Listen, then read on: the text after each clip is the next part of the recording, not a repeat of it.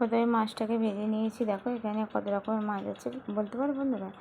মাছ ভাজা হয়ে গেছে। পেঁয়াজ আদা রসুন দিয়ে ভালো করে কষিয়ে নেবো যতক্ষণ না পেঁয়াজটা লাল লাল হচ্ছে। এবং ভাজা হয়ে গেলে আদা লঙ্কা রসুন লঙ্কা গুঁড়ো হলুদ গুঁড়ো দিয়ে ভালো করে কষিয়ে নিয়ে ধনে পাতাটা আমি একটু জলের সাথে গুলে রেখেছিলাম মশলার সাথে, সেটা পরিমাণ মতন জল দেবো। জল দিয়ে ফুটে গেলে মাছ কটা ভাজা আছে মাছ কটা দিয়ে দেবো। আচ্ছা, আর ঝোলটা ফুটতে সময় দেবো 5-10 মিনিট। আর মাছ কটা আস্তে আস্তে দিয়ে দেবো, দিয়ে একটু চাপা দিয়ে দেবো।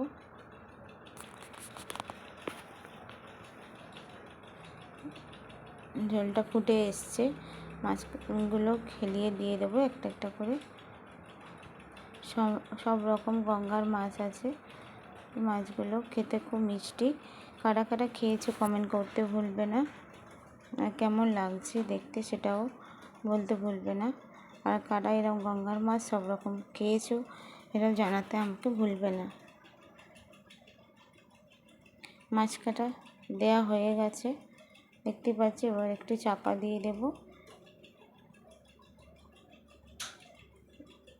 ঝোলটা ফুটে এসছে, কিছুক্ষণ চাপা দিয়ে আবার খুলে দিয়েছি। দেখো ঝোলটা ফুটে এরকম গ্রেভি হয়েছে।